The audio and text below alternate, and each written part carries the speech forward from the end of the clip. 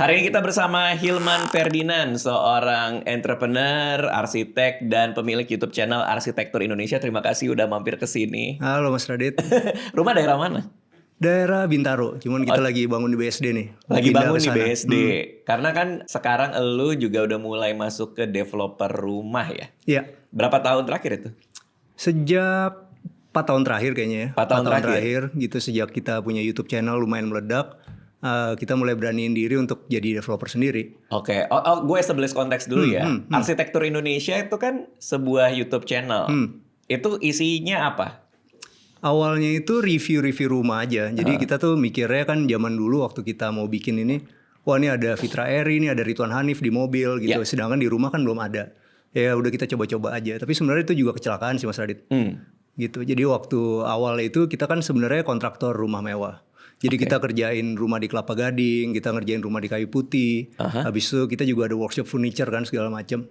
Nah waktu pandemi itu tiba-tiba semua pekerjaan kita harus di stop. Oke. Kenapa di stop? Karena kalau di rumah-rumah elit kayak gitu kan pasti Pak RT-nya lebih parno tuh. Oke. Ya kan, jadi RT-nya tetangga juga parno, semua orang parno lah. Apalagi zaman yang pertama kan serem banget ya Covid ya. Akhirnya ya udah kita harus pulangin 120 tukang waktu itu total. Oke. Dan itu mulanginnya seru sih. Jadi kita mulanginnya tuh pakai truk sampah gitu Mas. Jadi kita masukin truk sampah, bayar 500.000 seorang. Oh iya? Habis itu di perbatasan itu sampahnya di belakangnya mereka gitu. Jadi ketika dibuka, kan zaman itu kan nggak boleh keluar Jakarta kan. Oh, karena nggak boleh keluar. Cuma kan Makanya kita ditaruh di truk. mau gimana kerjanya kan. Jadi akhirnya mereka pulang bayar 500.000 seorang lewat truk sampah. Nah bisa sampai gitu kan di rumah kita bingung biasa ngurusin kerjaan. Terus mau ngapain nih gitu kan. Biasanya bikin rumah, sekarang nggak boleh punya proyek apapun. Nggak ada proyek apapun dan proyeknya sebenarnya berhenti di tengah kan. Oke, lalu? Ada yang lagi baru genteng apa segala macam gitu kan. Sakit kepala tuh waktu itu. Sakit kepala. Sakit kepala banget. Sampai zaman itu ya orang pada bikin nanam-nanam bayam kan zaman itu. Betul. Nanam bayam, nanam kangkung segala macam lah. Ngocok dalgona. Macam-macam. Zaman itu separah itulah. Jadi akhirnya ya udah kita coba dari kantor daripada bingung. Ya udah kita jalan deh. Kemana nih, ke itu aja, ke rumah developer gitu ya. Jalan ke rumah developer. Rumah developer bawa kamera, waktu itu masih pakai S7 Samsung. Boleh kan nyebut merek ya? Gak apa-apa. Ya udah kita udah shoot segala macam. Ya udah upload.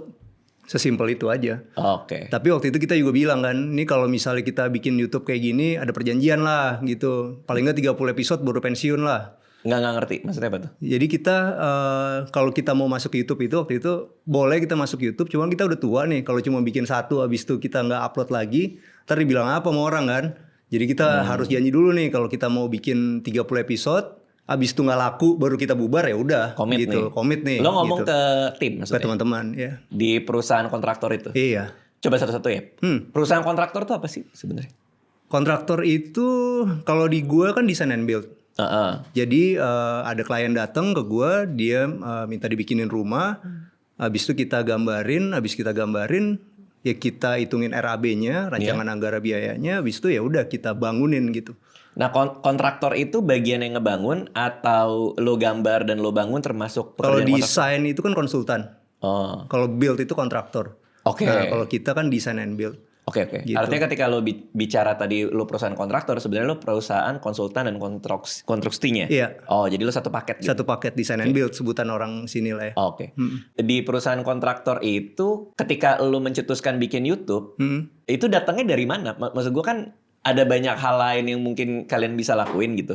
Maksudnya kenapa YouTube pada saat itu dan kenapa idenya dari lo soal itu? Sebenarnya dulu kita pernah nyoba bikin YouTube juga, iseng-iseng lah, bikin kayak apa namanya masak-masak gitu. Pernah bikin, namanya Bineka Rasa Indonesia gitu. Pakai semen atau enggak? Belino waktu itu iseng aja gitu. Kenapa YouTube masak? Ya karena dulu kita baru pindah rumah, habis itu kita ada dapur. Ya semua orang waktu itu bikin YouTube kan. Oke. Yang lihat Mas Radit juga lah. Kan, wah nih banyak orang bikin YouTube ya, kita bikin YouTube lah gitu. Tapi ya itu cuman 5 episode, habis itu kita nggak lanjutin. Gitu. Jadi kita cukup mengerti sama video-videoan lah gitu. Karena kan kalau arsitek juga kita mesti ada dokumentasi kan. Jadi kita cukup mengerti tentang video-videoan lah dan untuk edit-editnya gitu.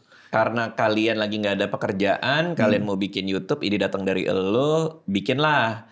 Yang paling gampang nih, yang lowest hanging fruit itu kan datang ke developer tempat lo ngerjain konstruksinya kan. Iya kan, maksudnya nge-review itu kan. Karena itu paling gampang, tinggal nelpon dong. Iya. Tinggal nelpon, lo datang. Yang di depan kamera pertama lo? Gua. Langsung tuh ya, langsung lo ya.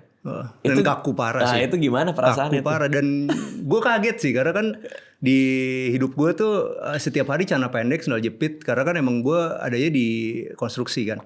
Ya. Dan nggak penting-penting banget juga penampilan gitu. Jadi di YouTube pertama itu episode pertama gue pakai sandal mas.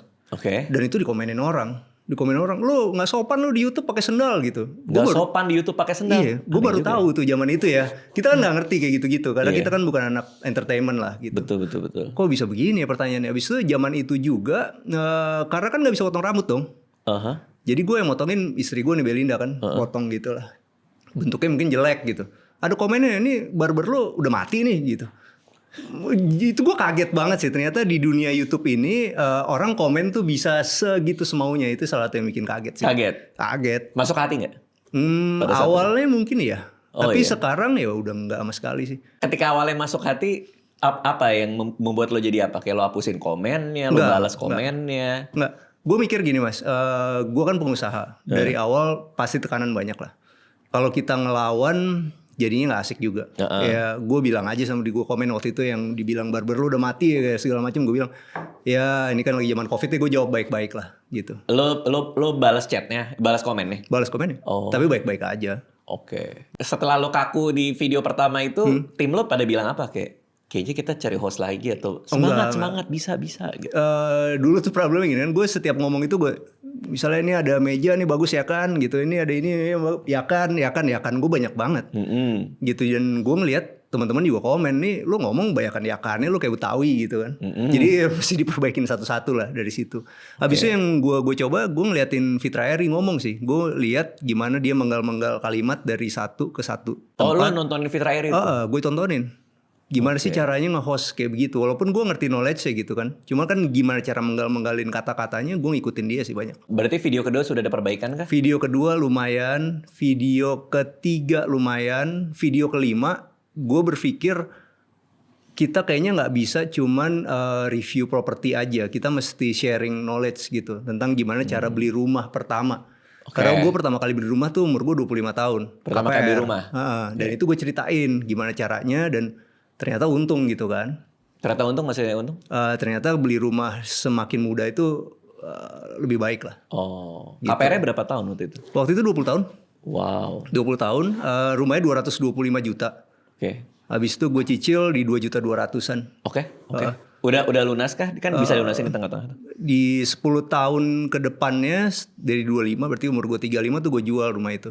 Tapi gue renovasi dulu. Kalau berarti dilunasin dulu baru boleh dijual ya? Atau gimana sih biasanya kalau rumah KPR? Nggak usah dilunasin kan, dia tinggal over kredit aja. Oh bisa gitu? Bisa gitu. Nanti harganya dicocokin gitu. Dengan sisa kredit yang harus dia bayar? Oh I see. Itu menarik sih rumah itu. Jadi rumah itu gue beli 225 juta mas. Iya. Habis itu gue cicil kan 2.200.000 gitu. Berarti kan setahunnya itu sekitar hampir 30 juta lah. Ya kan? Berarti gue udah nyicil itu udah 10 tahun. Nyicil 10 tahun. Berarti udah sekitar 300 juta ya kan, plus DP-nya segala macam zaman dulu mungkin 30 plus lah 350 juta gitu. Habis itu gue renovasi habis di 500. Berarti udah gue total ngeluarin rumah itu 850. Utang gue masih ada 150. Ya kan baru setengah jalan kan. Iya. Habis itu gue jual 1,8. Oh wow. Itu emang kerjaan gue sebenarnya sebelum jadi developer sekarang ini flipping kan. Beli rumah tua, bangun, jual. Beli rumah tua, bangun, jual. Lebih kayak gitu. Berapa besar keuntungannya pernah lo dapat dari flipping rumah ini? Gue pernah, rekor gue ya, beli 700 juta. Beli 700 juta. Betulin 250. Betulin 250, jual 1,9. Wih, dalam berapa tahun? Gue gak pernah flipping itu, misal flipping ya, kita beli bulan Januari, kita selesai di bulan Agustus, paling 1 bulan setelah itu udah pasti hilang sih. Gue belum pernah lewat 2 bulan hilang. Pasti hilang artinya pasti ada yang beli? Pasti ada yang beli. Selama lokasinya tepat. Gue cuma sekali-sekalinya tuh. Waktu itu di daerah sini juga. Gue bareng sama temen gue beli tanah, bangun rumah mewah. Karena waktu itu teorinya tuh kalau mau jualan rumah either yang murah banget atau yang mahal banget. Kata dia sih teorinya gitu dulu tuh. Terus gue bikin. cukup mahal pada saat itu. Terus lama gue nunggu ada 8 bulan 9 bulan kali. Kayak gue kayak gue gak mau lagi deh. Gue bilang kayak hampir setahun lah pokoknya. Tapi untungnya banyak gak? Masukin berapa, keluarin berapa? X aja lah, X. Ya berapa, mungkin 1,5 kali lah. 1,5 kali. Masukin 1 dapat setengah lah gitu maksudnya. Cuman kayaknya buat gue kayak gue gak bisa deh gini-gini gitu. Nunggunya kelamaan. Iya, nunggunya kelamaan. Terus punya perasaan bahwa ada yang datang terus nggak jadi. Ada yang bilang punya bisnis ini ternyata nggak punya. Karena tapi itu kan bukan urusan kita, urusan agent dong. Nah, ya pokoknya ada cerita soal itulah. Intinya adalah gue suka dikasih tahu soal progres. Dan selalu progresnya hampir jadi, nggak jadi. Itu gue kayak gemes sendiri gitu loh. Iya, mestinya nggak usah dikasih tahu, taunya pas terima duit aja. Kayaknya gitu ya. Tapi kan udah berapa? Kan nggak semua orang sabar. Bener-bener. Kayak nggak cocok lah buat gue waktu itu. Berarti pas awal-awal itu house flipping jadi sumber penghasilan yang lumayan ya? Lumayan. Gue sampai bisa mulai jadi developer itu setelah 18 kali flipping. Lokasinya di Bintaro lah gitu, hafal mati gitu. Jadi kadang-kadang gue beli rumah tuh bahkan gak ngeliat tempat ya, tahu nama jalannya aja, harganya murah. Langsung beli. Gimana cara lo bisa nemu properti yang harga murah tanpa harus keduluan orang? Kan biasanya kalau murah, orang-orang yang juga level pengetahuannya sama kayak lo pasti udah bungkus duluan. Kalau di gue sekarang kan karena semua marketing properti di Bintaro kenal gitu, jadi karena ada reputasi juga, setiap ada rumah murah tuh pasti gue yang ditawarin duluan. Sebelum dia naikin? Sebelum dia kasih ke jual di rumah 1, 2, 3 gitu. Atau di mana segala macem, dia kasih tahu gue duluan. Kenapa? Karena mereka tahu kalau kita tuh emang pemain flipping dan kita ada cashnya untuk itu. Gitu. Jadi kita ya mungkin koneksi juga kali ya, koneksi yang pelan-pelan dibuat gitu. Tapi dulu di awal ya kalau buat teman-teman yang mau mulai, itu sebenarnya paling gampang. Gue dulu waktu itu mulai sama Belinda, setiap Sabtu sama Minggu tuh kita muterin ke rumah-rumah gitu, satu-satu canvassing. Bintaro. Ada tulisan dijual, gue telepon, dijual, telepon gitu. Gile. Dan itu awalnya kan pasti deg-degan juga mas, sama kayak kesini lah, ini kan juga deg-degan awalnya. Jadi ya awalnya deg-degan juga, nelfon, habis itu orangnya rese, mungkin ada kasus perceraian atau apa segala macam. Jadi pas dia telepon juga agak rese, habis itu telepon lagi. Mungkin dulu tuh kita sampai nelfon 100 kali, 10 tuh yang benar-benar kita ajak ketemu, 1 yang kita beli gitu. Masalah peluang aja kan. Masalah probabilitas. Berarti itu paling gede tadi 800 juta kali untungnya ya dalam sebulan ya tadi itu? Enggak dong, kan ada bangunnya juga. Bangunnya 6 bulan kan.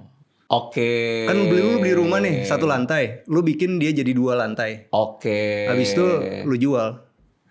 Jadi sebulan tuh maksudnya sebulan setelah jadi. Sebulan setelah jadi pasti hilang gitu. Kalau lu kan tadi 7-8 bulan setelah jadi baru hilang, apa gimana? Iya benar. Ya kan? Iya benar. Jadi terasanya lama karena ada bangunnya juga kan. Betul. Jadi lu terima duit baru hampir 2 tahun gitu. Iya benar. Oh oke. Pernah rugi nggak house flipping? Nggak pernah sama sekali. Rugi. Karena emang kita setelah probabilitas 111 itu hampir nggak mungkin rugi kan. Jadi sebenarnya cara beli rumah second yang paling murah itu paling simpel ya mas. Kita tuh tinggal telepon-teleponin satu-satu gitu. Habis itu kan kita tahu nih, yang ini nih tanahnya 112, bangunannya 45. Yang ini tanahnya 112, bangunannya 50. Yang ini 90, tanahnya yang ini 40 gitu, segala macam gitu. Nah itu rumah bekasnya itu kita hargain aja semua, misalnya 3 juta kita hitung. Oke. Ya kan misalnya rumahnya 45 gitu, 45 dikali 3 juta gitu, sekian gitu kan. Habis itu harga tanahnya kita bagi, kan ketahuan harganya kan. Jadi begitu lo nelfon 10 biji itu lo tahu mana yang paling murah kan. Dan itu yang lo telepon lebih serius gitu. Lo ajak ketemu, lo ajak apa segala macem. Itu butuh skill nego juga berarti ya? Untuk nurunin harga mereka? Kalau rumah kayak nego juga gak bisa gede-gede banget sih. Oh berarti lo udah tahu nih kalau dia ngasih harga sekian, ini orang kemahalan gak worth it buat gue kejar? Iya bisa begitu, atau kalau gue nafsu banget karena gue yakin lokasinya bagus, kadang-kadang gue telepon, misalnya dia jualnya 1 miliar gitu ya, habis itu gue duluan yang nelfon kan, ya udah saya beli deh 900 cash gitu, ya kan, habis itu 2 hari kemudian Belina nelfon, 950 deh gitu, habis itu Iwang telepon 980 deh gitu. Banyak juga yang nelfon lo ya? Enggak, maksud gue nelfon gini. Sorry. Saya nelfon ke orangnya kan? Nelfon ke orangnya, jadi misalnya gue beli 900, ini rumah 1 miliar, ya udah gitu. gue nawar duluan 900 gitu. Nanti Dia nelfon orang itu lagi. 8,5. Ya kan dia nawar satu lagi 800 gitu. Habis itu seminggu kemudian gue nelfon dia dengan 900 itu gue jadi pahlawan. Biasanya dilepas di rumahnya. Tapi dia nggak tahu kalau kalian satu tim gitu. Enggak lah. Oh. Tapi minimal dia punya pembanding. Iya, minimal kan ada pembanding. Minimal nafsunya dia untuk menjual jadi besar gitu kan. Wah, rumah gue udah ada yang mau beli nih gitu. Oh, kalian pernah nggak nelpon orang yang sama tapi sebelah-sebelahan? Ya sering. Bilang segini. Ya tapi itu trik aja lah gitu kan. Ya kan kita semua pengen dapat harga yang lebih murah kan. Oke. Karena kan nggak mungkin juga kita nawar begini gitu kan. Susah kalau nggak ada pembanding. Oke. Pernah nggak lo beli rumah lelang? Nggak pernah. Kenapa? Takut. Kan gue sering ngeliat tuh kalau rumah lelang biasanya harganya miring banget. Betul. Masalahnya gini, kita kan nggak berangkat dari orang yang punya lah gitu. Jadi kita tahu arti uang itu seberapa pentingnya buat kita. Kita nggak mau itu sampai hilang kan. Kita ngumpulin ini susah sekali. Gitu. Nah kalau di lelang itu ada proses pengusiran juga kadang-kadang. Fisiknya masih dikuasain sama orangnya. Emang mungkin tanahnya udah lu pegang gitu secara legalitas gitu. Nah ngusir-ngusir ini segala macem, gue nggak punya kemampuan lah untuk lo itu. Emang harus kita yang ngusir? Ya, bukannya ada official yang ada yang ngurusin, cuman kan biasanya kalau lihat di TikTok aja kan juga sampai didatengin bawa-bawa. Oh, kalau lo dapetin rumah lelang dan udah legal menjadi punya lo, orangnya udah nggak ada, udah pergi dari rumah itu, lo mau ngambil kalau harganya miring? Apa tetap juga jadi hati-hati lo? Masih hati-hati? Masih hati-hati sih. Kalau gue ya. Kalau kan orangnya udah cabut. Iya, sekarang menurut gue sekarangnya masih untung kok. Kan nggak perlu serakah banget kan. Oh, nggak perlu nyari margin yang tinggi banget. Iya gitu. Yang penting kan kalau flipping itu sebenarnya gini Mas Radit. Kalau buat kita yang arsitek ya, design and build ya. Kita kan nge-build nih. Misalnya 1 tahun itu dapatlah 3 rumah atau 4 rumah nge-build. Iya. Kadang-kadang tahun ini 4, tahun depan cuma 2. Kan kemungkinan begitu kan. Nah tapi tukang kita kan udah ikut kita bertahun-tahun. Nggak mungkin kita nggak ada kerjaan kan. Tapi dengan adanya flipping ini kita jadi punya proyek tetap buat mereka. Untuk nahan mereka tetap kerja. Itu karena mereka ngerjain rumah flipping dulu. Kalau nggak kita harus nyari tim tukang baru lagi. Nanti dia cabut. Habis itu nggak ke kita lagi. Kita mesti ngajarin lagi masang kloset. Itu PR kan. Kalau dari beli dan bangun, margin yang masuk akal buat flipping rumah tuh berapa sih? 30% lah. 30% tuh 30% kebanyakan gue 30-40, 30% lah. Jadi sebenarnya sama aja kayak keuntungan jadi kontraktor kan. Cuman bedanya rumah itu didesain sama lo sendiri. Ya kan, nggak perlu ada persetujuan lo nih sebagai customer gue gitu kan. Jadi gue nggak perlu istri saya suka ini, bapak saya suka ini segala macam. Gue tinggal bangun aja. Gue tahu gimana yang laku, ya udah. Jadi lebih cepat di situnya. Berarti margin gue kemarin dapat 50% tuh istimewa dong? Istimewa. Makanya masuk akal jualnya lama kali ya? Iya 2 tahun berarti kan setahun 25%. Lumayan loh Mas. Make sense sih. 25% banyak kan? Make sense. Iya kalau dibaginya 2 tahun gitu, pembandingnya jadi banyak tuh 25%. Gue bisa mikir bisnis yang mana yang bisa datengin 25% kan? Daripada naruh BBCA sekarang. Tuh BMRI, ya kan? Ini lagi pada sedih semua nih mukanya. Dividen tapi lumayan. Ya lumayan. Dividen. Lumayan. Oke. Berarti ketika gue mau tarik agak jauh dulu nih, karena kan gue sih ngelihat lu sebagai orang yang awalnya lu kerja kalau nggak salah di perusahaan kan? Ya. Jadi karyawan berarti. Jadi karyawan. Karyawan sekarang entrepreneur kan? Ya. Nah gue mau narik perjalanannya itu tuh.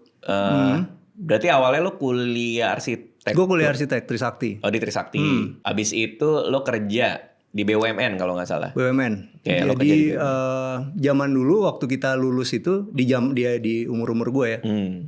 Itu pilihannya tuh kalau nggak kita kerja di konsultan, kita kerja di konsultan di Singapura.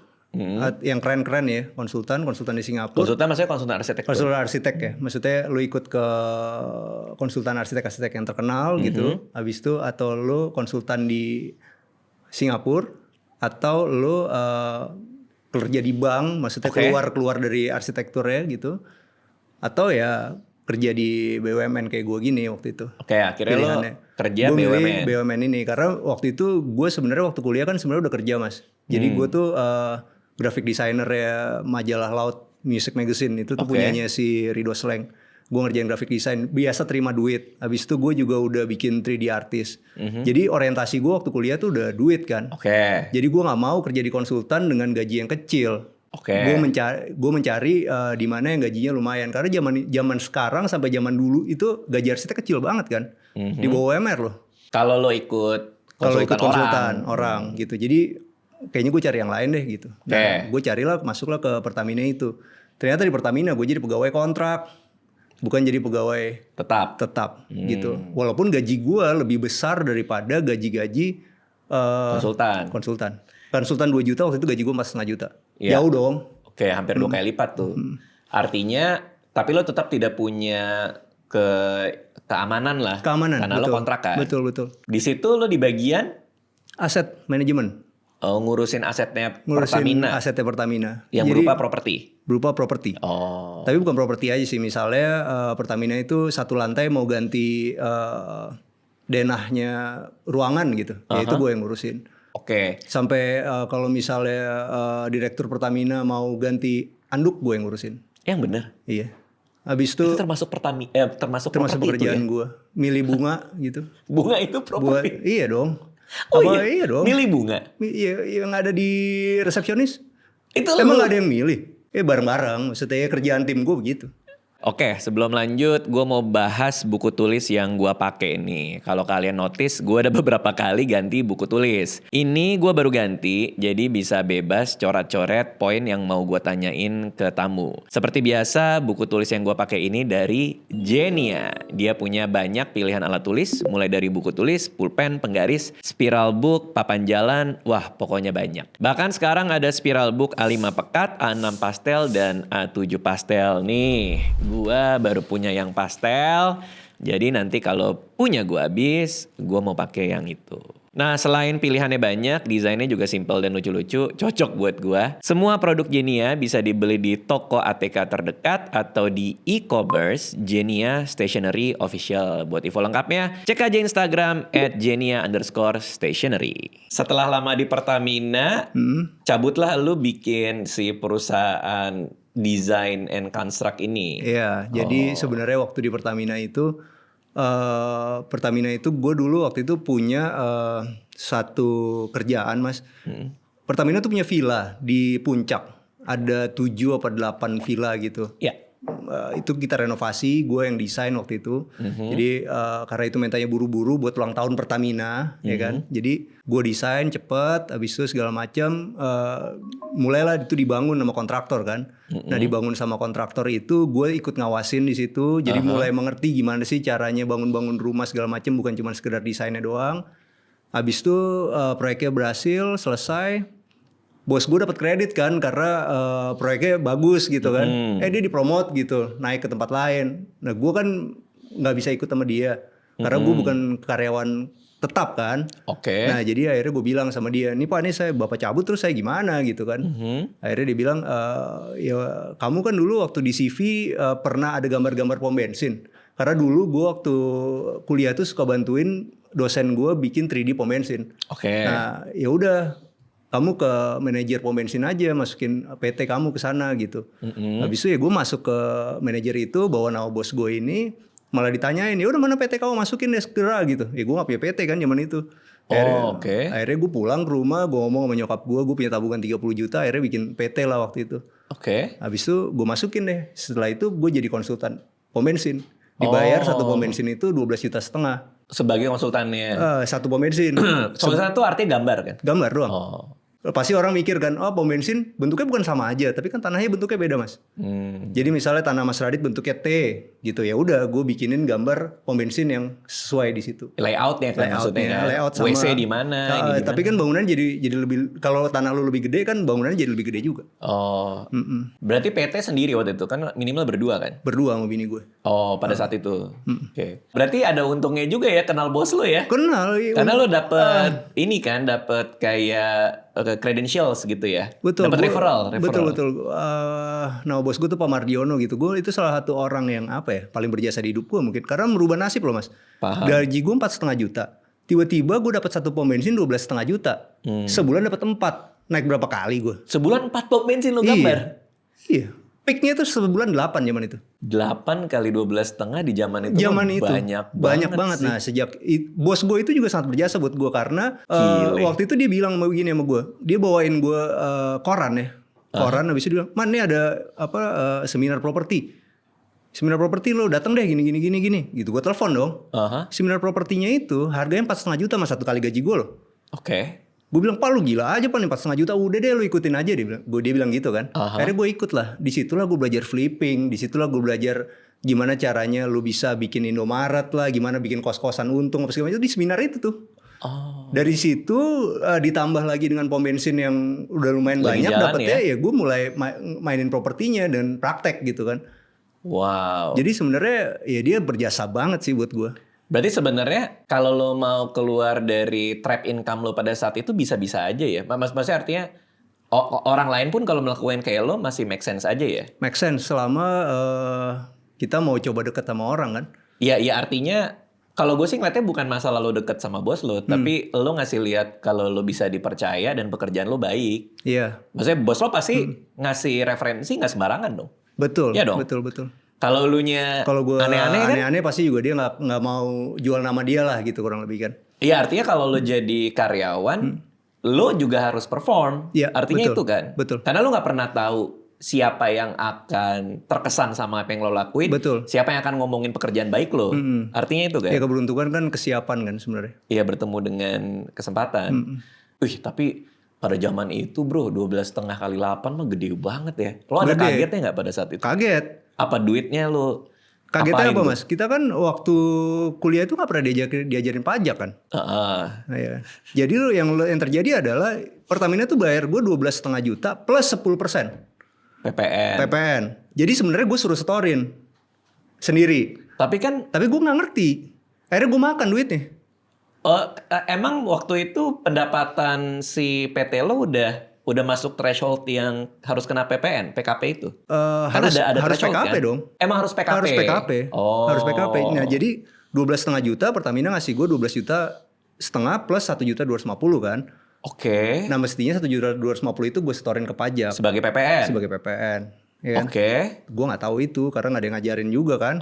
Dan itu gue yakin banyak teman-teman juga gak ngerti kan pajak kayak gimana kan. Tapi akhirnya gue pakai, tiba-tiba datanglah surat cinta kan. Iya. Surat cinta, habis itu gue mesti bayar sekitar berapa? 80 jutaan. Iya, gitu. Mana setoran lo gitu. Mana setoran lo? Gue bilang, lo itu bukan buat saya, gue bilang. Dalam hati gue gitu kan. Itu di luar potongan PPh berarti? Di luar. Oke. Gue pikir lo masih bisa punya skema yang udah nggak bisa. Zaman itu udah ngadep aja, habis itu minta maaf ya kan, habis itu minta dicicil, udah gitu aja. Oke. Tapi lewat lah. Tapi itu kan setelah sekian lama baru diminta kan. Iya. Tapi kaget-kaget di awal-awal apa tuh, lo liburan kah? Enggak. Lo belanja barang hobi kah? Enggak. Gue tuh ngerasa beruntungnya karena sebelum gue keluar dan dapat pom bensin itu ya Mas.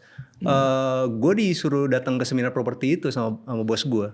Kalau enggak mungkin gue udah beli mobil, gue udah beli foya-foya apa segala macem. Itu merubah mindset gue, ternyata ada sesuatu barang koleksi yang bisa dikoleksi tapi harganya bisa naik gitu. Yaitu rumah gitu. Jadi gue sampai sekarang ya yang paling gue suka adalah beli rumah gitu. Sampai hari ini pun? Sampai hari ini. Oke. Nah lo datang ke seminar properti itu dengan uang yang lumayan banyak ya pada saat itu kan? Banyak sih pada saat itu. Baru mulai house flipping pertama kah? Iya. Dari uang hasil konsultan? Dari hasil pom bensin ini. Dan akhirnya gue bisa DP-in, KPR-in dulu, habis itu ya udah dibangun, dijual, bayar penaltinya. Itu kan diajarin semua. Dan salah satu yang menarik juga di seminar properti itu kan kayak misalnya gue punya apartemen nih Mas satu, beli cuman gope gitu kan. Habis itu mungkin DP-nya waktu itu sekitar cepet. Habis itu gue renovasi interiornya habis sekitar 70 jutaan. Oke. Sekarang disewain udah sekitar 6 tahun ya. 5 juta sebulan. Jadi dia bayarin KPR sendiri kan. Jadi gue punya apartemen dengan modal 170 juta. Jadi punya apartemen gitu. Karena cicilannya dibayarin dari... Cicilannya dibayarin sama si orang yang nyewa. Nah itu kan salah satu yang diajarin di seminar properti kan. DP awal berapa untuk si apartemen ini? Cepet lebih waktu itu. Itu DP awal? Habis itu gue renovasi kan. Kan gue ada workshop furniture ya. Kita isi kitchen setnya segala macam 70 jutaan gitu. Dari proyeksi lu dia akan lunas di tahun keberapa? Sampai fully dibayarin KPR-nya sampai habis? 8 tahun. 8 tahun. Sekarang udah tahun ke-6, tinggal 2 tahun lagi. 2 tahun lagi. Apartemen katanya banyak yang orang kesulitan nyewain. Cara lo gimana supaya dia tetap full? Gunain interior designer.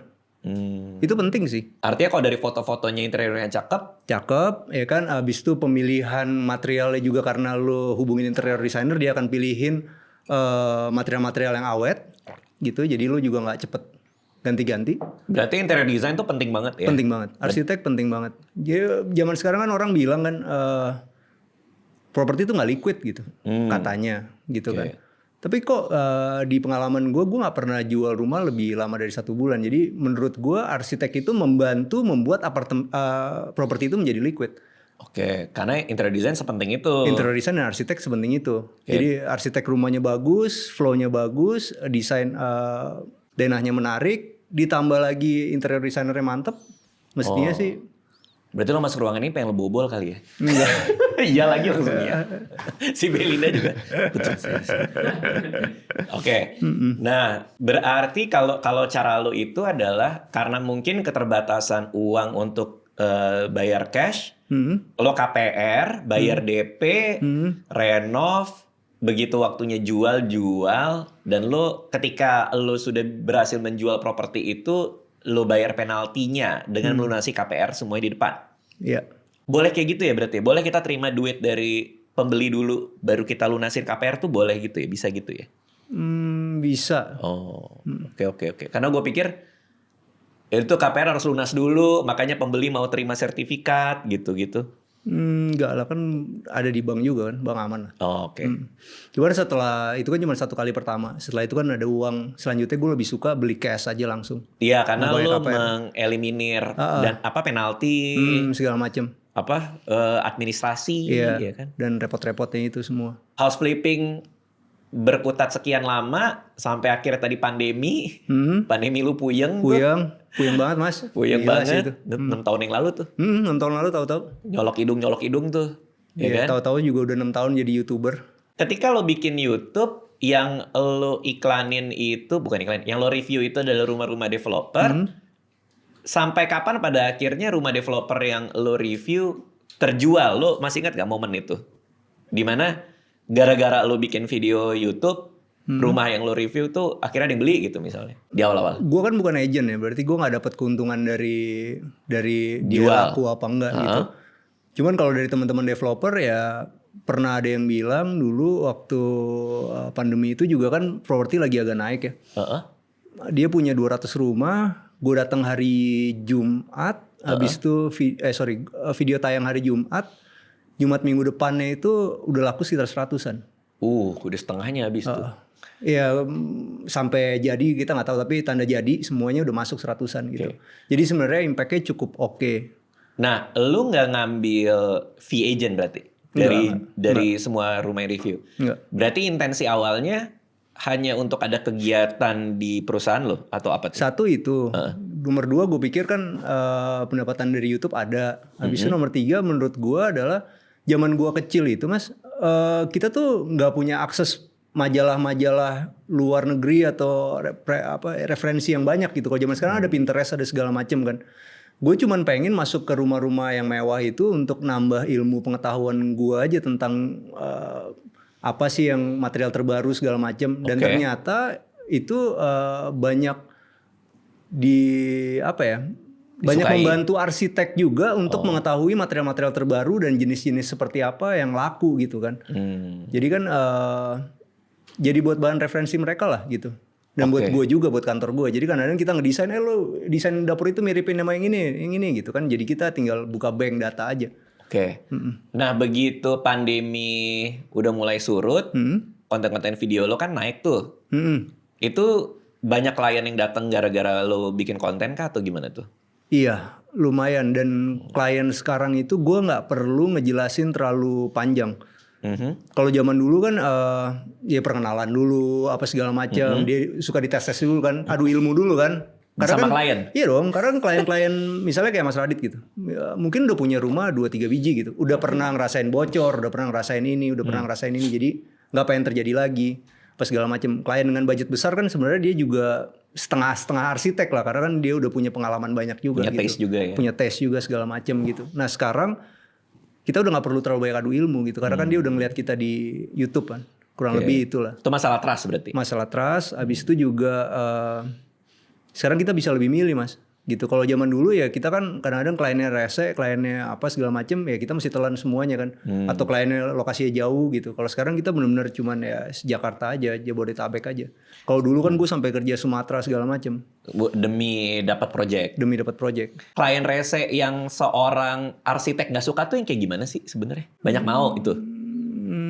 Banyak mau, budgetnya kurang, maunya banyak ya, standar sih. Keluar semua tuh kayaknya tuh.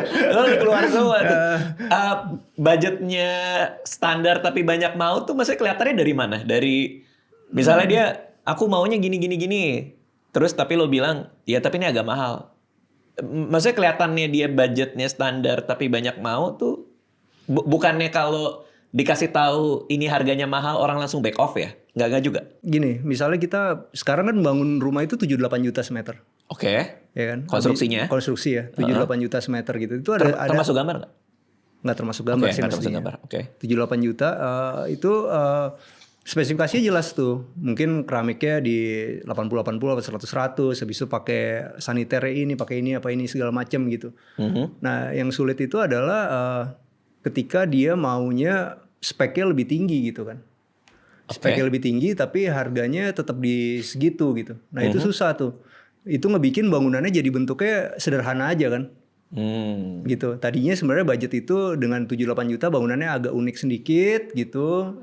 Saniternya begitu, materialnya begitu. Kurang lebih kayak gitu. Cuman sekarang bangunannya jadi sederhana. Habis itu dalamnya juga jadi sedikit lebih mewah karena ngikutin kemauan dia. Tapi kan sebenarnya buat portfolio arsiteknya kurang oke. Karena kurang aneh-aneh dikit. Oh, I see. Itu menyebalkan buat arsitek. Oh, gitu. karena kreativitasnya dia jadi dibatasi. Oh, yang ideal itu berarti budgetnya tinggi dan membebaskan arsiteknya bikin apapun dong. Iya. Cuma kan nggak banyak. Tapi dengan adanya YouTube kayak gini, mulai datang tuh gue klien-klien yang begitu. Ada nggak yang udah jadi terus marah-marah? Kayak, kok digambar nggak gini gitu? Enggak lah. Nggak mungkin. Nggak mungkin karena gambar kita kan lengkap mas. Oh. Gambar kalau keluar dari kantor kita berapa ratus halaman ya? Mungkin 100 halaman sih ada. Nah kalau temen gue bangun tuh banyak yang punya masalah sama kontraktor tuh kenapa sih? Kan ada yang lemarinya copot lah, ada yang temen gue tuh kemarin dari ngomel-ngomel di sosmed tuh soal banyak sih ya. Itu menurut lo gara-gara apa tuh? Bisa salah kliennya, bisa salah kontraktor ya. Kalau dari klien salahnya di? Udah dikasih tahu pakai engsel kayak gini pasti cepet copot nih gitu. Lu turunin spek di engsel kan. Gitu. Nah, tetap mau. Ya udah mau begini gitu. Begitu pintunya copot yang disalahin arsiteknya. Oh, gitu. I see. Bisa gitu juga bisa tuh. Bisa gitu juga. Tapi bisa juga speknya begini, si kontraktornya gaya hidupnya ketinggian, dia mulai korup sedikit. Ya bisa juga kan. Bisa juga gitu itu ya. Banyak sekali juga. Oh, itu banyak. Banyak. Gimana cara kita tahu ini kontraktor bandel atau tidak? Dari pertemuan awal atau pas diskusi, taunya tuh dari mana sih? Kelihatan sih dari orangnya juga. Kalau diajak ngomong serakah apa nggak serakah kan kelihatan juga ya. Gimana tuh caranya tuh? Kalau di kantor kita itu setahun itu ada batas ya, kita cuma ngambil 6 gitu. Nah kalau lebih dari itu sebenarnya nggak ada kemampuan gitu. 6 project maksudnya? 6 project. Kita nggak mungkin lebih dari itu. Berarti gue kalau hire kontraktor gue tanya dulu kali. Lo setahun project berapa? Setahun projectnya di berapa, tukangnya ada berapa. Bisa dilihat juga dari jumlah orang di kantor ya. Oke. Gitu. Jumlah orang di kantornya mungkin cuma 8 orang ya, berarti kemampuan dia cuma 5-6 project gitu. Kayak di kantor gue nih sekarang ber-14 gitu ya, kemampuannya cuma 6 gitu. Kalau kurang dari 14 di kantornya kayaknya agak susah untuk design and build ya. Nah kalau lo pribadi melimitasi design and build setahun berapa? 6, 7, segitulah. Begitu ada project masuk pasti lo tolak? Tolak. Atau lempar tahun depan? Kalau dia mau nunggu oke. Tapi kan kebanyakan orang gak mau nunggu ya. Kalau buat tahun ini udah full berarti? Tahun ini full. Nah makanya karena gue tahu gue nggak bisa gini loh mas. Sekarang tukang yang kita pegang aja sekarang udah 120-130 orang kan. Iya. Kayaknya kalau gue nambah 80 orang lagi sih pecah pala gue. Mau gue nambahin banyak orang-orang lagi gitu segala macam juga pecah pala kan. Gak segampang itu. Gak segampang itu gitu. Jadi makanya kalau kita mau ngembangin perusahaan kita ya jatuhnya harus ke flipping itu atau ke developer. I see. Karena Gitu. skalanya lebih gede. Skalanya lebih gede. Kalau developer itu yang kita bikin 16 kan bentuknya sama semua. Gue nggak perlu nerangin satu persatu tuh buat itu. Gitu. Berarti sebuah perusahaan arsitektur, design and build itu punya cap-nya tuh, dia punya batas pemasukan yang tergantung terhadap berapa orang di kantornya dia. Sebenarnya gitu kan logikanya. Iya, kurang lebih kayak gitu. Dan lu kalau mau nge-break cap itu, mau nge-break batas itu, lu harus bikin sebuah project yang bisa dalam skala yang masif. Iya. Which is developing. Iya. Developing rumah. Iya. Lu beli Atau tanah. emang lu emang mau serius jadi kontraktor dan lu emang punya kemampuan manage 500-600 orang kan nggak ada juga orang yang kayak gitu. Cuman gue ngelihat gue nggak bisa kayak gitu. Kayaknya segini aja udah pecah pala gitu.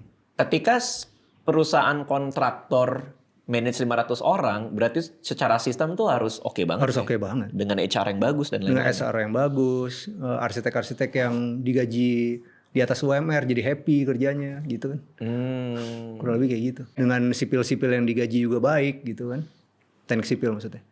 Buat pengawas proyeknya segala macam. Itu katanya sering ribut juga tuh antara arsitek sama teknik sipil ya, sama sipilnya. Enggak sih. Kalau di kita enggak.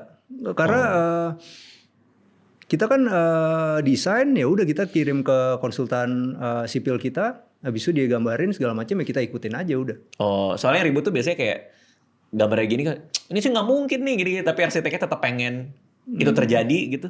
Ya mungkin. Ada aja ya? Ada aja. Mungkin karena arsiteknya terlalu idealis, masih muda kali, bentuknya mau aneh-aneh. Ya nggak tahu juga gue, karena dia belum tahu sulitnya kali. Tapi gue nggak tahu. Tapi banyak juga arsitek-arsitek yang super idealis yang emang benar-benar bisa bertahan seperti itu kan. Juga oke-oke aja. Oh. Gitu. Cuman lo ada gitu gak sih? Ada kayak misalnya datang ke sebuah perumahan di Bintaro, terus ngeliat rumah, terus bangunannya idealis banget nih orang nih. Ada suka kayak gitu juga tapi? Suka kayak gitu. Berarti ini kliennya banyak duit, arsiteknya gila, match ketemu. Ya tapi kan hobi orang beda-beda mas. Iya. Ya kan gak semua orang bisa ketemu gitu. Oke. Lo review rumah, pandemi surut, klien jadi makin banyak dong dari itu. Kan lu kontraktor rumah mewah, betul kan ya? Tipikal kliennya tuh kayak apa sih klien-klien rumah mewah ini? Apa justru makin banyak duit mereka lebih makin dikit maunya? Kalau kontraktor rumah mewah ya, maksudnya gini, kalau rumah mewah itu kebanyakan orang kaya itu udah men-screening siapa yang mau bikinin rumah dia. Jadi udah nggak terlalu banyak ininya lah gitu. Dia tahu orang ini siapa, kemampuannya kayak apa, segala macam. Habis itu dia ketemu sekali, pasti adu ilmu dulu 1-2 kali. Kalau dia ngerasa cocok, selanjutnya akan enak terus. Kalau menurut gue, jadi nggak banyak adu ilmunya gitu. Itu sih enak orang kaya. Tapi lu mesti lolos di adu ilmunya ya. Harus di screening dulu. Iya, di screeningnya. Proses screening apa yang paling memorable buat lo? Lo pernah dibawa ke restoran mahal kah? Lo pernah apa kah? Gue pernah dapet satu klien mas ya. Kliennya itu benar-benar bapaknya udah suka banget sama gue, tapi ibunya nggak tembus-tembus nih. Jadi ibunya tuh suka apa ya? Maunya ini lo mau ini apa segala macam. Gue bilang waduh ini gawat juga nih. Ini kayaknya bukan masalah desain aja nih. Kayak dia nggak serak aja kali gitu kan? Atau gak dia serak sama lo maksudnya? Nggak serak sama keinginan bapaknya atau apa segala macam kan? Biasa suami istri sama pasti ada ego-egoan lah. Akhirnya gue ajak ngobrol si ibunya gitu di tengah-tengah gitu aja ngobrol-ngobrol, ngomongin gosip mas. Gue kan baca koran banget sampai sekarang. Jadi gue ngomongin gosip waktu itu ada penyanyi sama baru selingkuh lah gitu lah, gosip penyanyi artis gosip artis lah gitu. Habis itu gosip gini. Ibunya nyambung sama gue, akhirnya suka kan. Berarti gue lolos screeningnya gitu. Screening kan macam-macam. Lu nyambung karena gosip artis. Iya dong. Kita sebagai arsitek itu, gue sampai sekarang sih di rumah gue di Bintaro satu komplek tuh tinggal gue doang yang masih langganan koran Kompas. Karena nyokap gue selalu ingetin, lo harus punya banyak pengetahuan supaya lo bisa enak ngobrol sama siapa aja. Dan itu kepake di situ. Kepake. Di Kompas juga. Di Kompas di bagian belakang doang paling belakang kan ya. Oh iya oke gitu kan. Buka detik dikit ya udah. Terus gara-gara lo bergosip sama dia, lancar. Wow. Emang harus gitu kan. Kita jual jasa. Oke. Oh berarti ada gitu-gitunya ya. Berarti seorang arsitek yang baik itu harus jadi orang yang jago networking dong ya? Jago networking dan enak berteman kali ya. Karena lu ngebangun rumah kan lu akan berteman sama dia 1,5 tahun tuh minimal. Chemistry-nya, ya kan? Nagi apa segala macam. Berarti kalian ada budget entertainment juga ya? Nggak ada. Oh nggak ada? Nggak ngajak kemana? Golf gitu? Nggak gitu-gitu ya? Padel bareng gitu nggak ya? Karena kita emang udah nge-branding diri kita kan teknik aja gitu. Gitu. Yang penting lo tahu gue kerja bener lah. Kok ketawa nih padel bareng?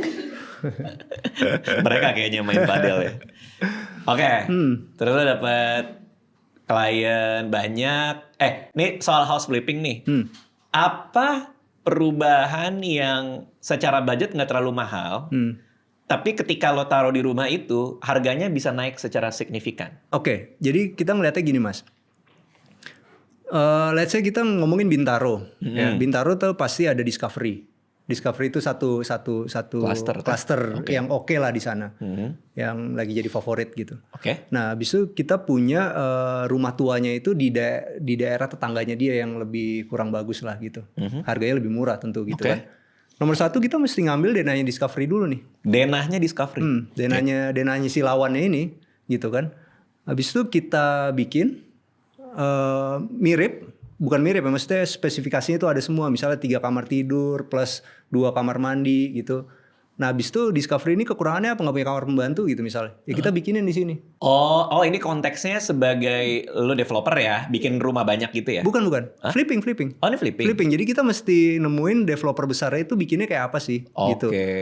Jadi misalnya developer besarnya itu 3+1 gitu. Nah, kita di sini bikin 3+1 juga dong harus. Ya kan? Nggak boleh spesifikasinya kurang dari ini dong. Nah, dia nggak punya kamar pembantu nih. Kita bikin di tempat flippingnya kita punya kamar pembantu. Jadi lebih dong dari dia. Habis itu harganya murahin gope, pasti hilang lah. Ya kan? Gampang banget ya. Kayaknya gampang banget ya.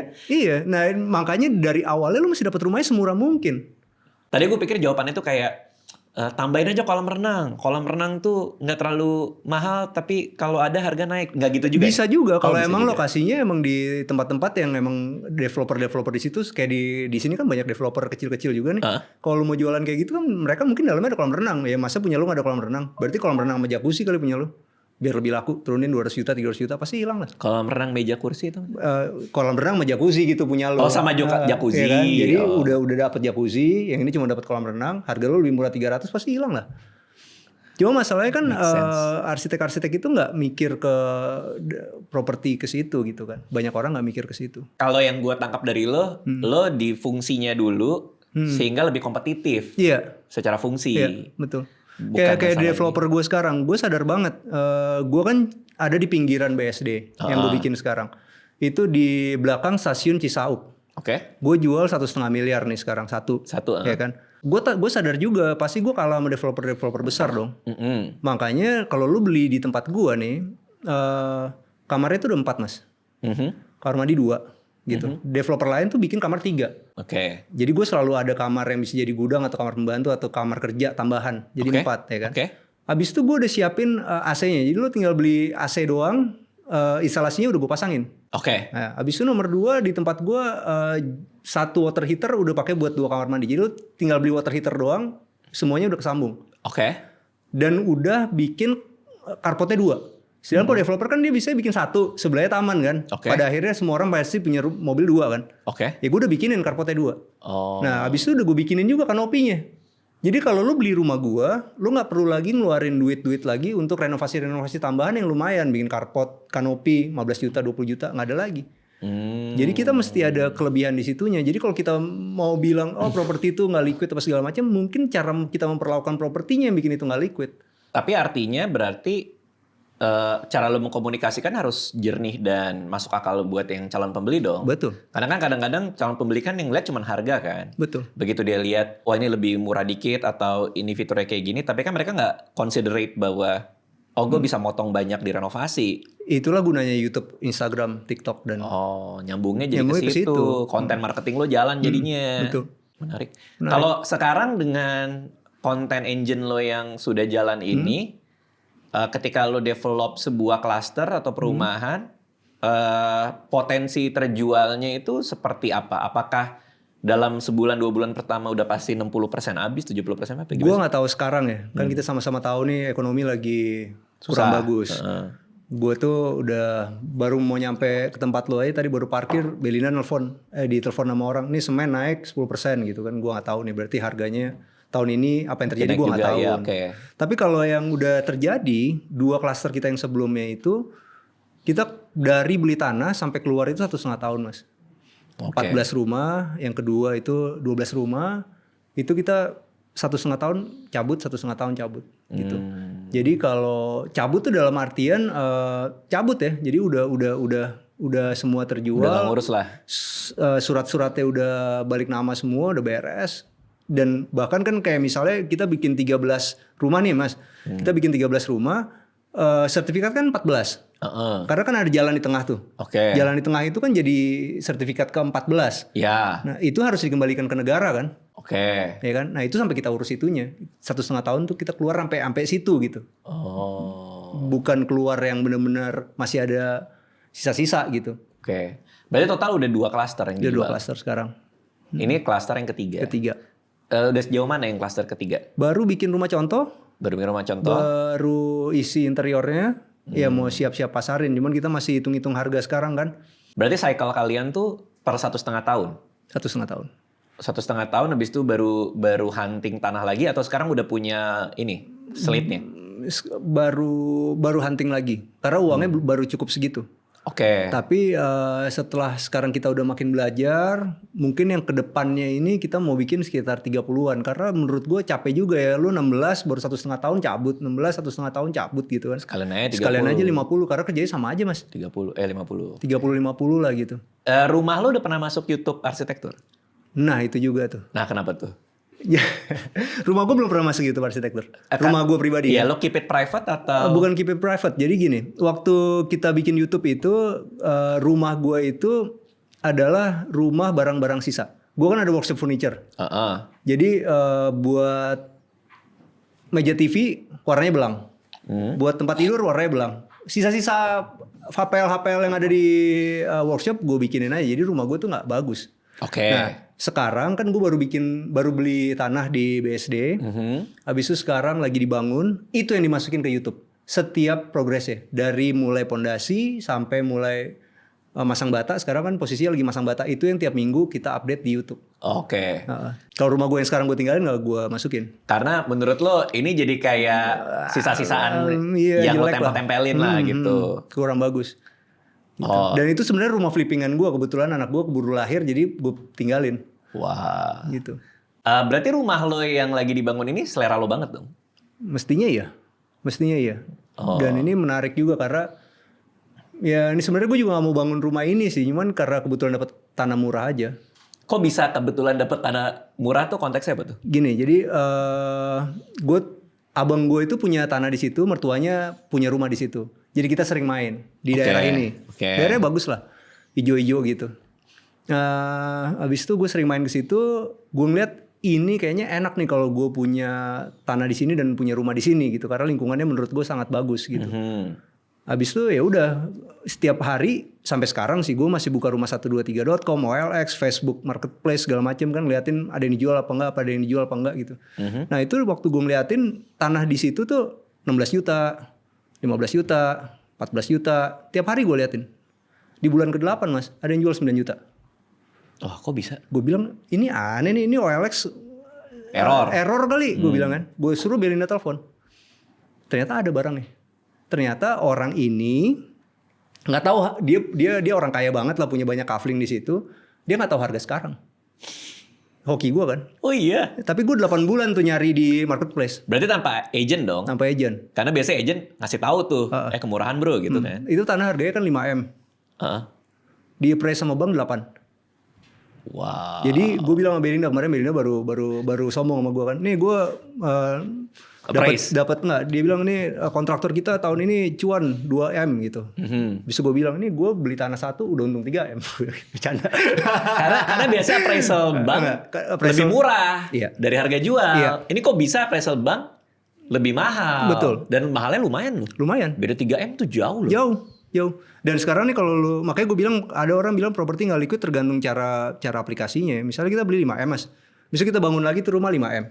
Berarti kan gue habis duit 10M di situ. Sebenarnya kalau yang ngerjain bukan kontraktor gue sendiri, berarti kan ada fee untung kontraktor kan. Berarti kalau orang yang ngerjain 7M lah. Ya kan? Berarti 12M tuh keluar. Ya kan? Berarti tanahnya 8 tambah bangunnya 7 15. Iya, 15. Sebenarnya gue cuma modal 10. Untuk bikin itu.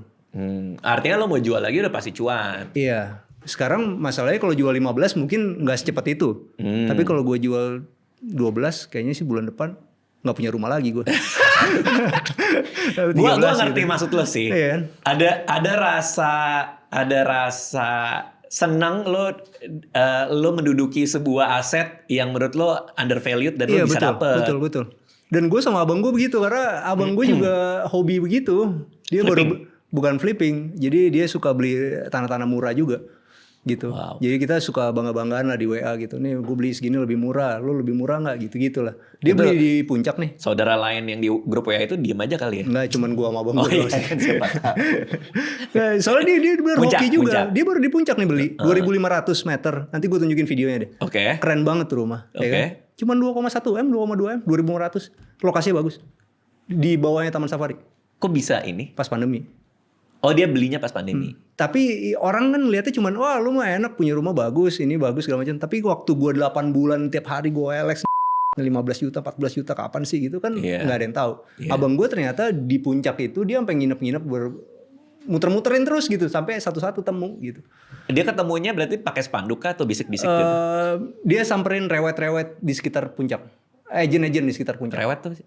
Rewet era apa agen properti. Oh rewet, oke. Ih, lu nemu yang 9 juta per meter gila sih menurut gue. Gila. Lokasinya menarik. Lu pas malam-malam, itu malam-malam nemunya? Malam-malam. Itu pasti kayak langsung keringet dingin kali ini.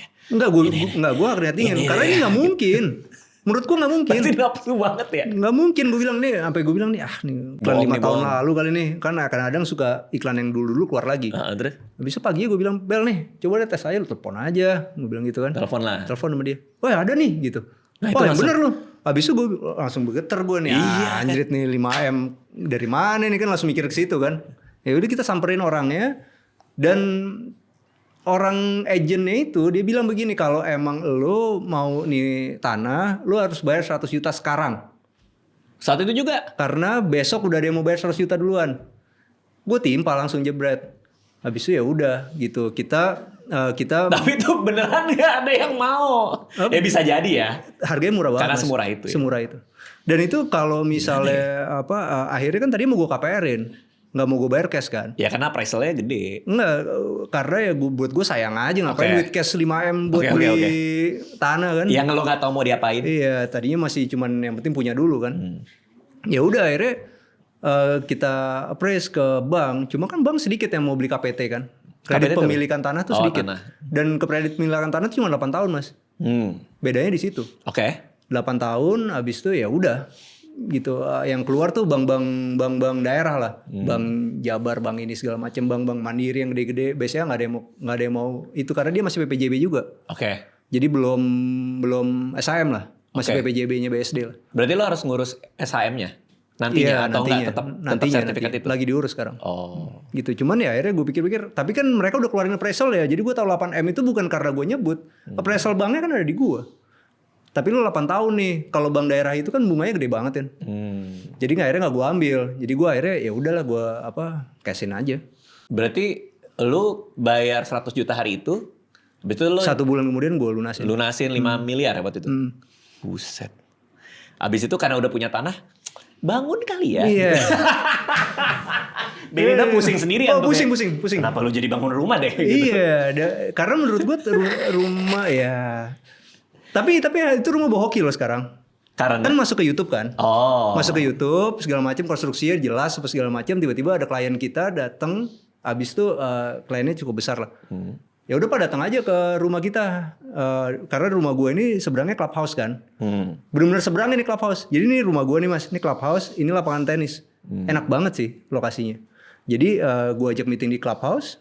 Ya udah nggak pakai lama-lama, oke, bagus deal gitu aja. Jadi kan ada bonafitnya juga lah di situ. Ini gue jadi panjang nih ngobrol sama lo. Aman ya? Nggak apa-apa, santai aman aja. Ya? Gue minum ya. Seru nih soalnya. Berarti ketika lo bikin rumah ini, karena lo udah tahu ini undervalued. Apakah rumah yang lo bikin sekarang ini itu di kepala lo juga kalau gitu desainnya nggak usah terlalu aneh-aneh supaya suatu hari bener bisa gue jadi developer gue hari ini. Karena gini, kalau kita bikin terlalu aneh banget nggak selera semua orang mas. Paham. Gitu. Karena buat gue rumah yang bagus itu harus liquid, itu nomor 1 di kepala gue. Bukan rumahnya harus bagus. Makin banyak orang suka, makin gampang dijual. itu lumayan bagus. Menurut gua. Oke. Kalau menurut orang lain terserah kan. Tapi lo nggak ada jiwa senimannya dikit kayak ini idealisme gue akan ada di sini gitu. Iya ada begitunya. Dan menurut gue tetap harus mungkin karena gue dari kecilnya banyak ngurusin rumah developer ya, jadi emang udah terbiasa juga tangan gue tuh ke situ gitu. Paham. Gue mau bikin agak aneh dikit, wah ini ngapain susah jual. Susah dijual. Itu kan udah mindset kan. Jadi rumah-rumah klien gue ini sekarang itu juga banyak rumah yang gue kerjain buat klien gue itu di perjalanan itu banyak orang datang nanya rumah itu dijual apa enggak. Jadi menurut gue arsitek tuh ada macam-macam kelebihannya lah gitu. Ada arsitek yang emang bentuknya bisa unik banget satu-satunya yang lu punya gitu. Ada juga yang bisa bikin rumah lu pasti selalu laku. Mungkin kayak model kayak gue. Ada juga yang emang modelnya seperti apa, yang brutal apa segala macam bentuknya. Ya tergantung lu mau milih yang mana. Karena lu dari kuliah juga udah terbiasa di commission kali ya. Lu dengan lo gambar buat majalah. Itu lo udah biasa gitu ngelihat industri gitu. Iya industri. Ini market, kebutuhan market kayak gini. Gue bikinnya kayak gini. Kalau aneh susah mas, kalau susah dijual kan. Paham sih. Susah. Kayak gue punya workshop sekarang nih, workshop furniture gue. Itu kan beli cuma 1,5 juta semeter. Tanahnya 300 meter. Daerah belakang Bani Umar Bintaro. Oke. Ya kan, itu harganya waktu itu berarti 450 juta kan. 450 juta gitu. Habis itu kita cicilnya itu sekitar 4 jutaan sebulan lah, 4,5 jutaan sebulan. Ya udah begitu udah jadi sekarang, dia kan ngasilin bikin workshop furniture ya, bikin furniture kan gue dapet cuan dong dari situ. Ya kan berarti kan kalau buat bulanannya mah gampang lah. Sekarang itu tiba-tiba di situ mas. Emang bukan tiba-tiba sih, gue biar heboh aja. Jadi sebenarnya gue udah tahu kalau di situ bakal ada tol. Tolnya itu nggak nyampe sekilo. Ya kan, jaraknya di situ gue tahu juga Bintaro tuh akan bikin botanika yang akan harganya di 3,5 sampai 5 M-an. Ya kan, ini workshop gue di belakangnya mereka. Sekarang yang tadi gue beli 1,5 juta, 8 juta semeter. Sekarang udah terlalu mewah untuk workshop. Terus apa yang terjadi? Gue mesti cari tanah yang lebih minggir lagi untuk workshop. Mungkin gue beli 2.000-an sekarang yang gedean, ya kan. Nah yang ini nantinya bakal gue jadiin kos-kosan karena udah terlalu mewah di situ. Ya kan? Tuh terlalu mewah itu kan di kepala lu aja kan? Maksudnya dong. Kalau lo jadiin workshop masih nggak apa-apa dong? Dulu belum ada lampunya mas, masih gelap-gelap. Jadi lu bayangin segelap itu tempat itu. Tapi gue tahu itu bakal jadi sesuatu. Iya artinya kalau lu sekarang di sebelahnya udah ada kafe, udah ada rumah, udah ada apa, udah ada perumahan, udah apa. Terlalu mewah lah tiba-tiba ada workshop furniture di situ. Ya kan? Tapi nggak apa-apa sebelahnya kafe loh. Kalau lo mau bandel boleh-boleh aja dong. 100 meter di situ ada padel. Nah, ini terlalu mewah. Terus ada workshop furniture. Iya, tiba-tiba ada bunyi ngek gitu kan. Mendingan gue jadi kos-kosan. I see. Itu berarti kan sebenarnya benar kata lo tadi. Jadi akhirnya semua rumah gue yang gue bangun pun juga gue harus bikin tuh seliquid mungkin. Ya itu udah ada di dalam darah lo sih. Iya, harus kayak gitu. Untuk berpikir secara matematisnya ya. Nah, berarti lo akan ada kos-kosan. Bayangannya gitu. Nah ini kan kita beli nanti jadi ini ada antara BSD sama Tenjo itu kan bagus tuh daerahnya. Gue mau beli tanah mungkin 3.000-an di situ untuk mindahin workshop gue sekarang ke situ. Nah workshop gue yang sekarang bakal jadi kos-kosan kan. Iya. Nah yang ini nanti ini jadi workshop sementara nih paling 8 tahun lah. Kita kalau dia udah rame lagi gue jadiin cluster ya kan. Kan gitu kan. Lo bisa santai dikit gak sih? Lo mikirnya udah jauh banget pasti ya? Harus gitu kan. Oke, sekarang kasih kita tips kalau mau beli rumah di daerah mana saat sekarang ini. Yang masih make sense. Rumah tuh kita kalau ngomongin rumah tuh harus ngomongin lokasi selalu kan. Jadi gue ambil sampling aja 2 nih. Ada yang namanya Sunrise Property, ada yang namanya Sunset Property. Nggak Sunset gimana gini. Kalau di Bintaro Jaya itu dia punya tanah itu total 2.000 hektar. BSD itu punya total 6.500. Bintaro itu udah dibangun sekitar 80%. Berarti udah tinggal 400 hektar lagi.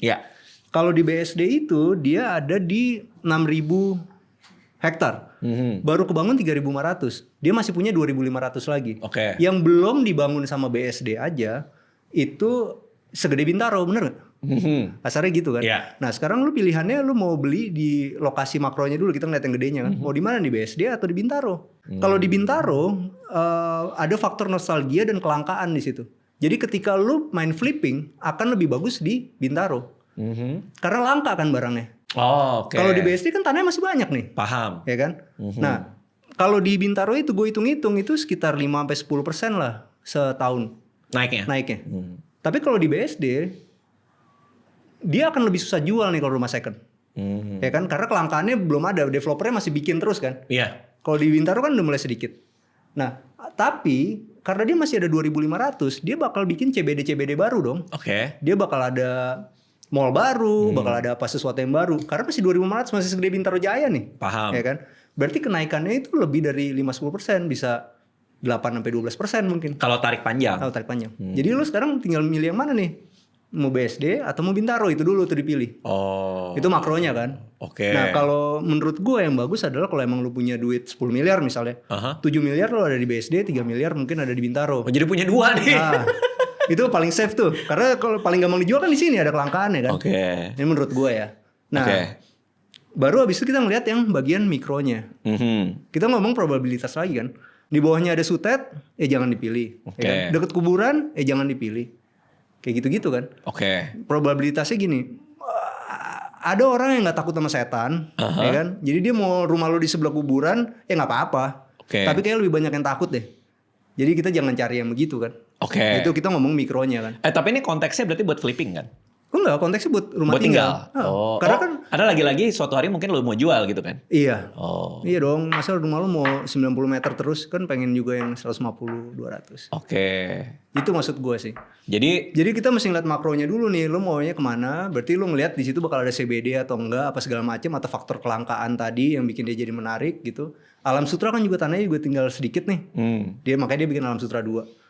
Berarti kan faktor kelangkaan itu. Jadi lu kalau mau flipping di Alam Sutra mah top lah. Nih gue kasih tahu aja. Flipping di Alam Sutra ya. Oke. Karena kelangkaannya udah nggak ada. Flipping di Bintaro juga oke. Karena kelangkaan kan. Tapi kalau lu flipping di BSD agak berat tuh. BSD masih punya. Berarti flipping di Alam Sutra atau Bintaro itu juga tergantung lu bisa dapat harga bagus apa enggak kan? Yes, gitu. Tapi kan zaman sekarang banyak yang lagi BU kan. Itu kelihatan tuh. Di rumah 1, 2, 3 tuh. Kelihatan dia lagi turun semua kan harga-harganya. Karena ya ekonomi kan. Jadi ini saat yang tepat buat beli. Kalau gue sih sekarang lagi ngumpulin terus nih. Ngumpulin properti? Iya, sekarang. Karena harganya mulai enak lah. Berarti Jaksel coret lah ya. Udah selesai ya Jaksel ya. Overprice ya. Nggak juga. Tapi kalau dijual mungkin lebih gampang karena ada faktor kelangkaan kan. Nggak semua orang mau jual kan. Lagi-lagi kalau lo bisa dapat harga bagus di Jaksel. Iya. Ada faktor kelangkaannya mas. Jadi orang yang bilang sunrise sama sunset tuh belum tentu ada yang lebih bagus. Karena lo sunset langka kan berarti. Lo pribadi tidak akan keluar BSD Bintaro? Enggak sih. Enggak ya? Enggak. Karena lo udah paham lah permainan di situ ya? Nomor 1 gue datang ke daerah Jakarta Selatan. Gue kan kecil, sekolah gue di Haji Nawi ya. Gue kemarin lewat sih ribet banget ya. Udah riweh gitu, iya, riweh banget. Tapi kalau ke BSD kan rapi segala macem. Habis itu juga kantor kita juga di daerah situ. Gue cinta ini, gue naksir Forestra gue. Yang ada ruko-rukonya itu yang gede-gede itu, cakep banget itu. Menarik, bagus, dan itu harganya juga oke kan. Dia ini di Foresta, dia ada Nava Park. Tahu Nava Park ya. Rumah gue di atas Nava Park nih. Oh jadi rumah lu di atas rumah lain? Nah, jadi kalau yang gue suka ya, salah satu posisinya gini mas. Ini kita ngomongin mikro lagi ya. Rumah gue tuh depannya sungai, belakangnya bukit. Kalau di Feng Shui top banget tuh. Jadi lebih gampang dijual dong. Ya kan? Jadi itu juga dipentingin. Jadi depan gue tuh sungai, belakang gue bukit. Di seberang sungai gue ini Nava Park yang seragam itu. Tahu iya. Yang berapa 10 M itu. Iya. Jadi lu bayangin posisi yang bagus ini juga harus dipikirin di mikronya ketika kita mau beli rumah supaya dia gampang dijual nantinya. Oke. Kalau misalnya tiba-tiba ada teman-teman yang Tionghoa gitu datang gitu, kan tinggal ceritain belakang bukit, depan sungai, cuan. Oh, apalagi harganya. Ya lo bisa kasih yang kompetitif ya karena lo belinya murah. Iya. Menarik. Oke, kita ke pertanyaan ini. Kita udah mau kelar nih, kita ke pertanyaan para member. Banyak yang penasaran sama lu juga. Dari Acan. Bang Hilman, saya perhatikan tren rumah sekarang hampir semua berkiblat ke arah boxy, modern, dan super minimalis. Apakah pergeseran estetika ini murni karena tuntutan efisiensi modal, biaya tukang, dan maksimalisasi lahan yang makin sempit? Terlalu kritis Anda, Acan. Tapi bener dia. Bener ya? Oke, maaf. Dan bagaimana pandangan Anda terhadap klien yang di tahun 2026 masih idealis, pengen bangun rumah gaya klasik Eropa, gotik, atau Mediterania? Apakah style ornamental seperti itu masih make sense secara biaya perawatan di iklim tropis kita? Anak SMA nih yang nanya nih, si Acan. Sikat. Gue pernah ada satu perumahan besar di Karawang ya mas. Oke. Gue datang ke sana, viewersnya 1 juta lebih. Kalau buat gue gede banget. Oke. Viewersnya gede gitu. Rumahnya lucu, rumah Jepang-Jepangan begitu. Habis itu tiba-tiba gue dipanggil lagi ke sana 6 bulan kemudian, rumah itu nggak jadi dijual. Padahal secara viewers bagus, orang suka gitu. Ternyata orang Karawang nggak suka yang modelnya minimalis. Akhirnya dibikinin yang model klasik. Jadi kalau masalah klasik apa nggak klasik itu tergantung orangnya juga. Ada yang orang daerah tertentu lebih suka yang klasik, orang yang daerah tertentu mungkin nggak suka. Ada yang dari kecil mungkin dibeliin nyokapnya istana Barbie, habis itu dia pengen punya istana Barbie pas udah gede kan bisa juga. Tapi Kak, kalau berpikir mass market, yang paling safe minimalis. Itu yang mau gue cerita, di Karawang ternyata nggak laku. Oh. Mass market tuh. Artinya kita bicara mass market itu tergantung daerah juga. Tapi Tapi kebanyakan di Indonesia ya tentu bentuknya kotak-kotak, sederhana, atap, pelana, biar murah, tapi nggak gampang bocor, gitu-gitu kan. Nah kalau lu yang BSD ini yang lo beli dan lo bangun? Boxy. Boxy, karena di sana sukanya gitu. Di sana sukanya gitu. Oke. Dari Supriyari 666. Serem juga lo Supriyari. Setan ya. Mas arsitek, saya mau nanya. Iklim di tempat saya panas. Kira-kira jendela dan atap berbahan apa yang bisa membuat rumah sejuk? Dan apakah warna cat dinding luar rumah berpengaruh juga? Warna cat dinding luar tentu ngaruh. Kalau kita pakai gini, kalau kita punya rumah dak di atas, daknya itu kita cat warna gelap, udah pasti gelap rumah. Udah pasti panas rumah. Jadi kalau kita ngedak di atas itu, kalau bisa warnanya abu-abu muda banget. Berarti kan itu mempengaruhi juga ke seluruh dinding kan. Oke. Jadi dinding yang warna putih tentu lebih adem daripada dinding yang warna gelap. Oh ternyata ngaruh ya? Ngaruh. Habis itu kalau masalah jendela itu kalau mau punya duit, pakailah double glass. Double glass itu gimana tuh? Jadi ada jendela, ada kaca, ada rongga udara, ada kaca lagi. Oke. Jadi matahari masuk, dia kejebak di tengah ini, dia nggak nyampe ke dalam. Oh, tapi bisa harganya gitu mahal. Gitu. Kurang lebih kayak gitu sih. Teknologinya udah macam-macam. Tapi kalau duitnya nggak banyak dan udah terburu jadi si jendelanya, pasangnya kaca film. Kaca film di luarnya. Di luar. Itu gitu. Bantu tuh. Bantu. Tapi kalau mau adem banget, satu rumah double glass. Desainnya dari awal benar, tritisannya juga bagus. Tritisan apa? Topi-topian gitu. Oh. Jadi topi-topian di antara jendela itu kalau matahari kan begini 45 derajat. Kalau topi lu panjang kan nggak masuk. I see. Itu kan berarti desain. Berarti dari awal kalau mau rumahnya adem ya desain pakai arsitek. Si arsiteknya harus tahu nih keinginan lu apa. Habis itu hindarin barat sama timur. Rumah gue ini yang lagi gue bangun sekarang yang punya gue itu agak kurang bagusnya karena dia nggak ada barat. Jadi di barat sama di timur tuh benar-benar gue tutup. Dengan cara? Fasadnya masif aja, lebih masif. Jadi nggak banyak jendela gitu. Jendela utama gede kiri kanan, di utara dan selatan. Jadi rumah lu tetap masuk matahari tapi nggak panas. Paham. Karena begitu trajektorinya matahari itu nggak langsung mantep di depan jendela lu. Betul. Dan timur itu pagi-pagi tetap panas kan. Oke. Terakhir dari Mang RM, Mas Hilman izin mau tanya, kan setiap negara pasti punya arsitektur khas masing-masing. Bagi Mas Hilman, arsitektur bangunan apa dan dari mana yang membuat Mas Hilman merasa terkagum-kagum? Apa enggak? Oke ya. Ini gampang jual gitu aja kali kalau lu ya. Iya, menurut gue gitu sih. Iya. Tapi kalau gue pribadi, rumah gue nanti sebelum sekarang Japandi itu ngetren deh. Sebenarnya gue suka banget deh desain Jepang ya. Yang bener-bener clean. Dan gue nggak pengen rumah kelihatan hangat, justru pengen kelihatan dingin gitu. Kalau di Jepang kan saking sedikitnya barang tuh dingin deh, feelingnya gitu. Habis itu nggak banyak warna gitu. Warnanya satu ya dipakai buat semua gitu. Ih, berarti lo cocok dong sama gue. Gue suka yang kayak gitu juga. Gue suka kayak gitu. Gue gak ribet kayaknya kayak yang gitu-gitu segala macam. Tembok rumah ada foto keluarga gak? Enggak. Gue gak. Belinda ngerti dong? Ngerti lah dia. Ngapain? Ih, keren. Iya kan? Kok geleng dia? Iya. Kayaknya gak ngerti dia. Buat apa sih pamer-pamerin gitu ya? Iya. Kecuali kalau mungkin lo dilukis sama siapa gitu. Yang keren, kontemporer. Nggak juga lah sih kayaknya. Nggak juga Bang. Jelek kan. Tapi ada yang kayak gitu tuh Koko gitu. Ada aja. Ada. Kalau negara nggak ada yang benar-benar jadi kiblat lo ya. Kita lupakan soal mass market atau gampang dijual deh gitu. Ada nggak sih yang desain perks yang lo suka gitu? Gue suka satu arsitek namanya Elding Oscarsson. Itu dari luar gitu.